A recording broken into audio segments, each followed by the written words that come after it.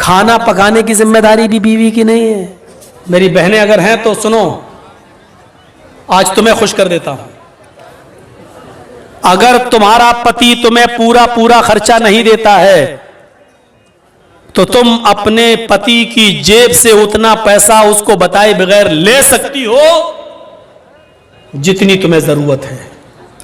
معاف کیجئے گا، 150 روپے ساڑی کی ضرورت ہے تو 3000 مت لینا۔ میں یہ باتیں بہت کم بتاتا ہوں، اس لیے کہ ایک جلسے میں ہم اپنی بیوی کو لے کر گئے تھے اور وہاں ہم نے یہ بتا دیا، دوسرے دن میری ہی جیب سے 5000 غائب ہو گئے، تو اس لیے تھوڑا ڈر لگتا ہے، عورتیں ناجائز فائدہ اٹھانے لگتی ہیں۔ پھر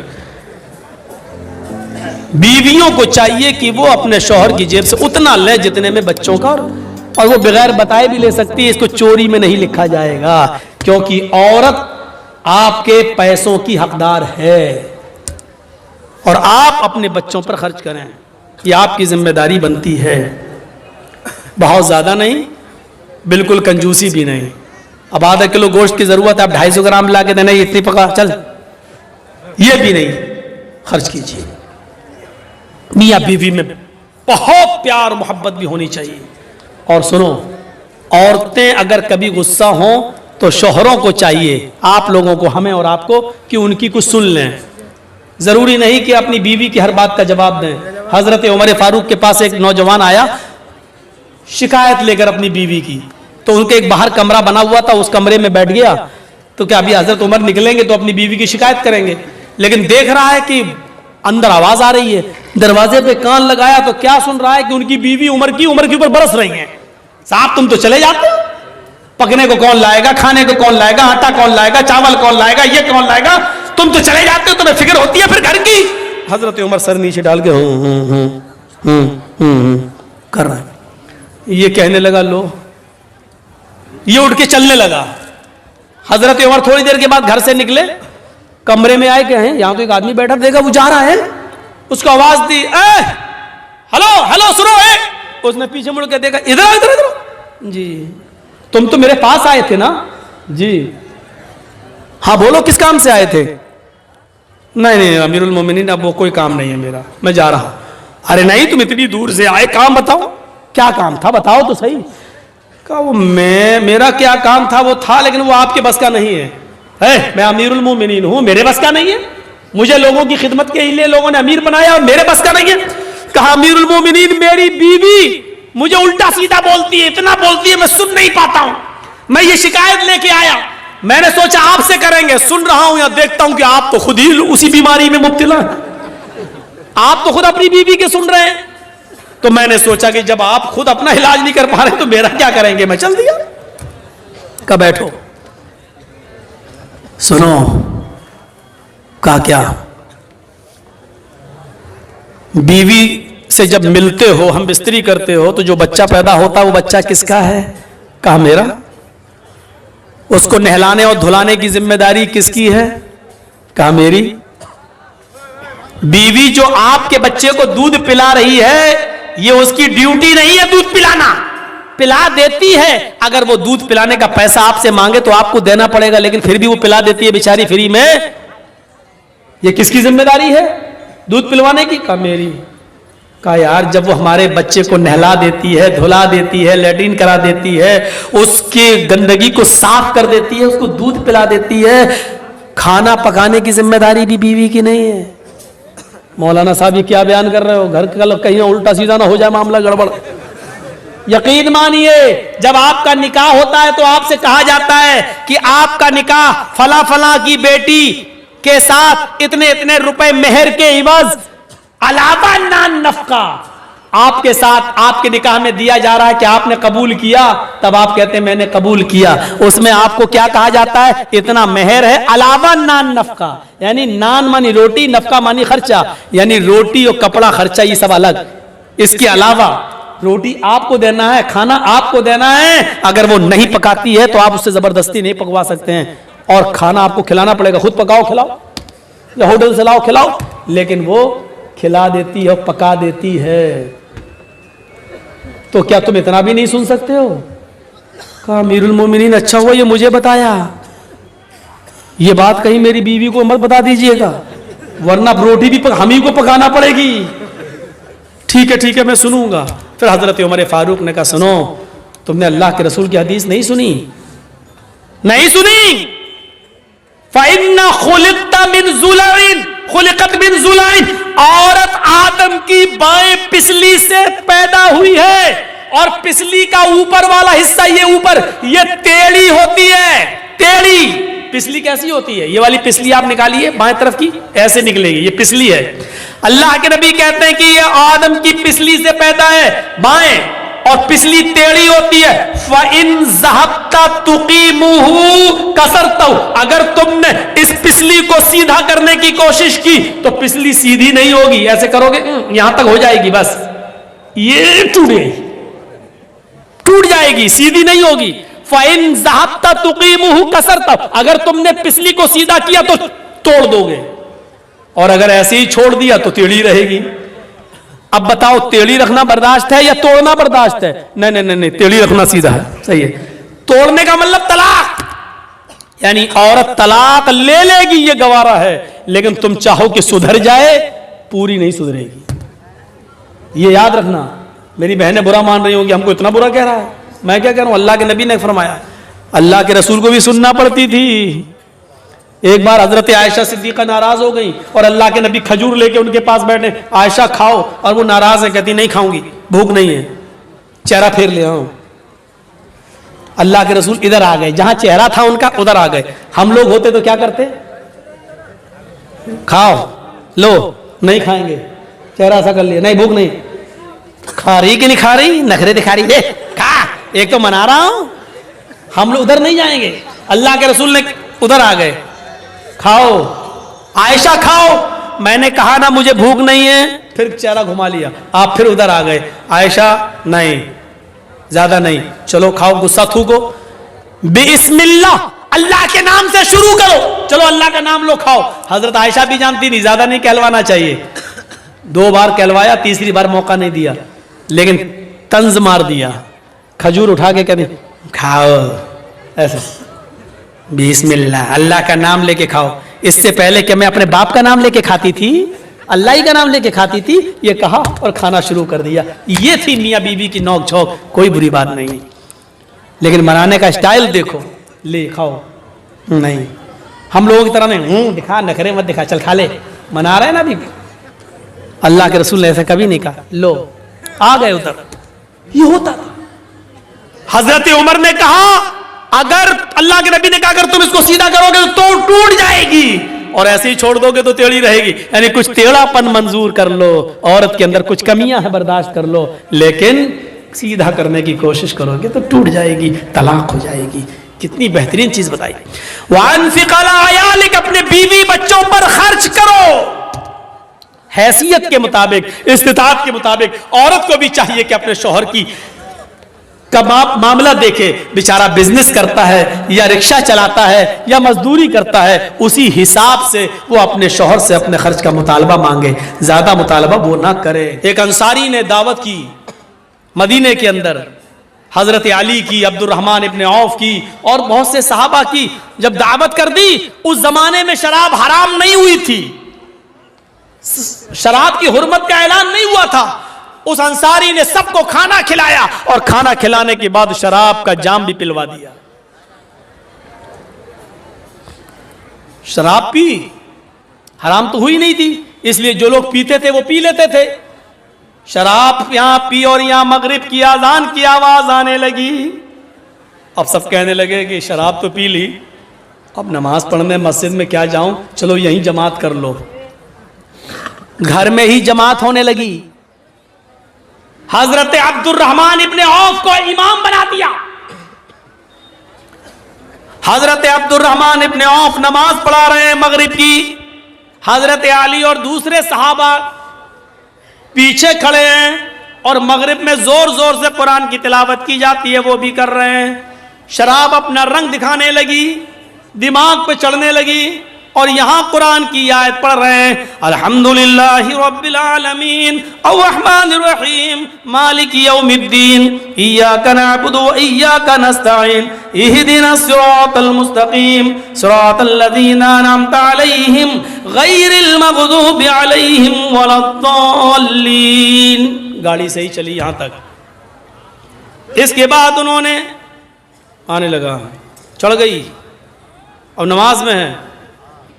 بسم اللہ الرحمن الرحیم. اب قرآن کی سورت شروع ہو گئی. قُلْ يَا أَيُّهَا الْكَافِرُونَ لَا أَعْبُدُ مَا تَعْبُدُونَ. قرآن کی آیت یہی ہے لیکن یہ کیا پڑھ رہے ہیں نماز میں؟ قُلْ يَا أَيُّهَا الْكَافِرُونَ نَحْنُ نَعْبُدُ مَا تَعْبُدُونَ. بالکل معنی ہی الٹ دیا. ترجمہ کیا ہوا؟ قُلْ يَا أَيُّهَا الْكَافِرُونَ. اے محمد صلی اللہ علیہ وسلم کہہ دو اے کافرو لا اعبد ما تعبدون. میں ان جھوٹے خداؤں کی پوجا نہیں کرتا جن کی تم کرتے ہو. یہ ہے ترجمہ. لیکن انہوں نے کیا پڑھ دیا نحن نعبد ما تعبدون. اے محمد صلی اللہ علیہ وسلم کہہ دو کہ اے کافرو میں بھی ان جھوٹے خداؤں کو پوجتا ہوں جن کو تم پوجتے ہو. میں بھی ان کی عبادت کرتا ہوں جن کی تم کرتے ہو. معنی ہی بدل گیا. اللہ اللہ کر کے کسی طرح نماز ختم ہوئی. وہاں اللہ کے نبی کے اوپر قرآن کی آیت نازل ہوتی ہے یا ایھا الذین آمنوا لا تقربوا الصلاۃ وانتم سکارى حتى تعلموا ما تقولون. اے ایمان والو تم نماز کے قریب مت جاؤ جب تم نشے میں ہو. یہ آیت نازل ہو رہی ہے اللہ کے نبی کے اوپر. اے مسلمانوں اے ایمان والو تم نماز کے قریب مت جاؤ جب تم نشے میں ہوا کرو تو نماز کے قریب مت جاؤ. اس وقت تک نہ پڑھو جب تک کہ تم ان باتوں کو سمجھنے نہ لگو جو تمہارے منہ سے نکل رہی ہیں. تمہیں خود نہیں معلوم لا اعبد ما تعبدون پڑھنا ہے کہ نحن نعبد ما تعبدون پڑھنا ہے. تم سمجھ ہی نہیں پا رہے ہو. جب تک تم اپنی زبان سے نکلنے والے جملے اور ورڈز کو سمجھنے نہ لگو تب تک تم نماز نہ پڑھو. صحابہ کے ضمیر جھنجھڑ گئے. یا اللہ یہ شراب اتنی خراب چیز ہے کہ اللہ تعالیٰ نے نماز جیسی عبادت کو ملتوی کر دیا. یعنی شراب اگر پی لیا کرو تو نماز مت پڑھو جب تم نشے میں ہو. یا اللہ ایسے کیسے ہو سکتا ہے کہ میں نماز کے لیے شراب چھوڑ دوں شراب پیوں. شراب نماز چھوڑنے کے لیے شراب پیوں؟ نہیں نہیں نہیں. شراب چھوڑ سکتا ہوں لیکن نماز نہیں. اس آیت نے ان کے ضمیروں کو جگا دیا. مسلمانوں ایمانداری کے ساتھ بتاؤ ہمارے ضمیر کتنے جاگے ہوئے ہیں شراب کے تعلق سے؟ کتنے؟ چلیے آئیے میرے ساتھ بامبے کا سفر کریے. ٹاٹا ہاسپٹل چلیے. میں نے اپنے چچیرے بھائی کا پھپھیرے بھائی کا علاج 11 سال تک کرایا ہے ٹاٹا ہاسپٹل میں. اور 11 سال کرانے کے بعد بھی اللہ کے حکم کے آگے کسی کی نہیں چلتی. اور 11 سال کے بعد جب اس کا دوبارہ پیر کا آپریشن ہوا تو 3 مہینے کے بعد اس کا کینسر اوپر تک بڑھ گیا اور پھر ہم نہیں بچا سکے. وہی ہوا جو اللہ کو منظور تھا. ٹاٹا ہاسپٹل گواہی دے گا کتنے لوگوں کے لیور میں کینسر شراب کی وجہ سے ہوتا ہے. کتنے لوگوں کی آنتوں میں کینسر شراب کی وجہ سے. اور کتنے لوگوں کی کڈنی خراب ہوئی ہے ان میں کینسر ہوا ہے شراب کی وجہ سے. یہ ٹاٹا ہاسپٹل کی دیواریں لکھی ہوئی ہیں بتا رہی ہیں. وہاں کے ڈاکٹر آپ کو گواہی دیں گے. میرے بھائیوں شراب کینسر کی بنیادی بیماری کی جڑ ہے. یہ لیور کا کینسر کر دے, یہ دماغ کا کینسر کر دے, یہ آنتوں کا کینسر کر دے, یہ کڈنی کا کینسر کر دے. یہ جس خون میں دوڑتی ہے کس حصے کو کینسر کا پیشنٹ بنا دے یہ کچھ نہیں کہا جا سکتا ہے. اللہ کے رسول نے اس کو ایسے ہی حرام قرار نہیں دیا ہے. اس کو چھوڑیے. ایک صحابی ہیں شراب حرام نہیں ہوئی ہے, انہوں نے زیادہ پی لی ہے اور زیادہ پینے کے بعد پھر وہ اپنی بیٹی کو پکڑ لیے, ہاتھ پکڑ کر کھینچنے لگے, اپنے روم میں لے جانے لگے جہاں وہ اور ان کی بیوی سوتی تھی. بیوی نے دیکھا کہ میری بیٹی کا یہ کھینچ رہے ہیں میری بیٹی کو, تو وہ آئی اور اپنی بیٹی کو بچاتی ہیں اور شوہر کو دھکا دیتی ہے, پتی کو کمرے میں بند کر دیتی ہیں. جب نشہ اترتا ہے تو وہ دروازہ اندر سے پیٹتا ہے, یہ دروازہ کھولتی ہے وہ सहाबी अपनी बीवी को मारते हैं और पीटते हैं। जब बीवी पीट चुकी तो कहने लगी थक गए हो क्या, और नहीं मारोगे? फिर उसने अपनी बीवी को गले से लगा लिया और कहा तुम जानती हो कि तुमने मुझे बंद कर दिया इसलिए मैंने मारा। हाँ मार तो लिया, लेकिन पूछा नहीं कि क्यों मैंने बंद किया। आज तुमने शराब कुछ ज्यादा ही पी रखी थी। कहा वो तो हो जाता है कभी कम कभी ज्यादा, अगर पी ली तो क्या हुआ? नहीं मेरे हस्बैंड, नहीं मेरे पति, आपने आज इतनी पी ली कि आप बीवी में और बेटी में अंतर नहीं कर सके, फर्क नहीं कर सके। आपने अपनी बेटी का हाथ पकड़कर खींचना शुरू कर दिया, उसके साथ गंदा काम करने का इरादा कर लिया। अगर मैं वक्त पर ना आती तो बेटी की इज्जत लुट जाती, बेटी की इज्जत तार तार हो जाती। साहबी ये जुमला सुनते आंखों में आंसू आ जाते हैं, ज़ारों की तार रोते हैं, आसमान पे नजर डालते हैं कि अल्लाह यही जुमले सुनने के लिए तूने मुझे जिंदगी दी है, क्या यही मुझे सुनना बाकी रह गया था? ये जमीन फट जाती, मैं जमीन में धंस जाता, आज के बाद कौन सा चेहरा लेकर मैं अपनी बेटी के सामने आऊंगा? फिर कहने लगे अल्लाह तू गवाह रहना, आज के बाद मैं शराब को हाथ नहीं लगाऊंगा। जब शराब हराम नहीं हुई थी, शराब पीने की गुंजाइश मौजूद थी, जब हराम नहीं हुई थी तो लोग इसका नुकसान देखकर हमेशा छोड़ने की नियत कर लेते थे, कसम खा लेते थे कि हम इसको हाथ नहीं लगाएंगे। नौजवानों जब हराम नहीं हुई तब लोग इसको छोड़ने की कसम खा लेते थे। तुम्हारे नबी ने इसको हराम करार दिया है, हराम करार दिया है। जैसे सूअर का गोश्त हराम है, जैसे गधा हराम है, जैसे कुत्ते का गोश्त तुम नहीं खा सकते हो, ये हराम है, उसी तरीके से शराब हराम है। तुम कैसे पी लेते हो, कैसे तुम्हारे हलक के नीचे उतर जाती है? कुरान इसको शैतान की गंदगी कहता है। इन्नमल खमरु वल मैसिरु वल अंसाबु वल अज़लामु रिज्सुम मिन अमल शैतान। शराब, जुआ, आस्थानों के नाम पे फाल चढ़ाए हुए फाल, तीरों के फाल, जुआ और अंसाब, अज़लाम और पांसे के तीर, ये सारी की सारी चीजें रिज्सुम मिन अमल शैतान, शैतान की गंदगी है। अल्लाह ने ये नहीं कहा हराम, रिज्सुम मिन अमल शैतान, शैतान की गंदगी है। एक इंसान अपनी गंदगी नहीं खा सकता है, दूसरे की गंदगी खाना तो बहुत दूर की बात। आपने यहां लैट्रिन की खा के दिखाओ, नहीं खा सकते हो।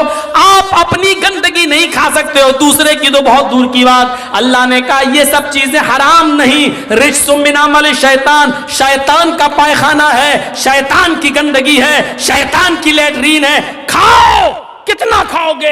अल्लाह ताला ने इसको शैतान की गंदगी करार दिया है। रिज्सुम मिन अमल शैतान, ये शैतान की गंदगी है, शैतान की गंदगी। मेरे भाइयों जरा तसव्वुर करो, मुफस्सिरीन ने लिखा है हराम की जगह पर यहां अल्लाह ने रिज्स क्यों इस्तेमाल किया, ताकि आदमी के माइंड में, दिमाग में रहे कि जब अपनी गंदगी नहीं खा सकते हैं तो शैतान की गंदगी। यानी जितनी आप गंदगी से, पायखाने से, लैट्रिन से नफरत करते हो, उससे कहीं ज्यादा शराब से नफरत करनी चाहिए, लेकिन हम नहीं करते।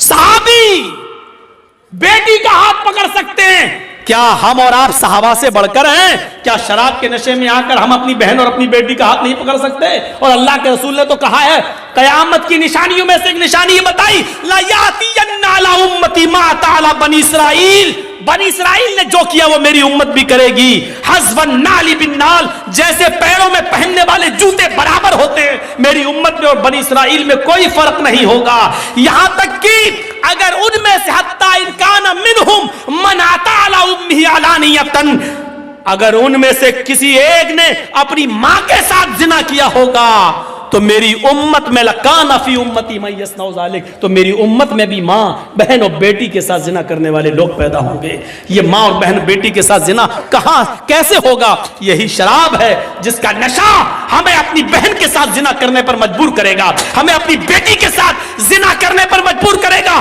कौन नौजवान होगा जो शराब के नशे में अपनी बेटी, अपनी बहन और अपनी मां के साथ जिना करे? कैसा बेगैरत होगा वो, और यहां तक पहुंचाने वाली चीज होगी शराब। खुदामा इब्ने मज़ऊन ने बुढ़ापे में बहुत ही मजबूरी में, जब उनको दर्द बंद नहीं हो रहा था, जब उनके दर्द बंद नहीं हो रहा था, शदीद दर्द से कराह रहे थे, तो मजबूरी में उन्होंने शराब उठाई और 2-4 घूंट इसलिए पी लिए कि हमें नींद आ जाएगी और कल सुबह किसी हकीम को, किसी तबीब को दिखा देंगे।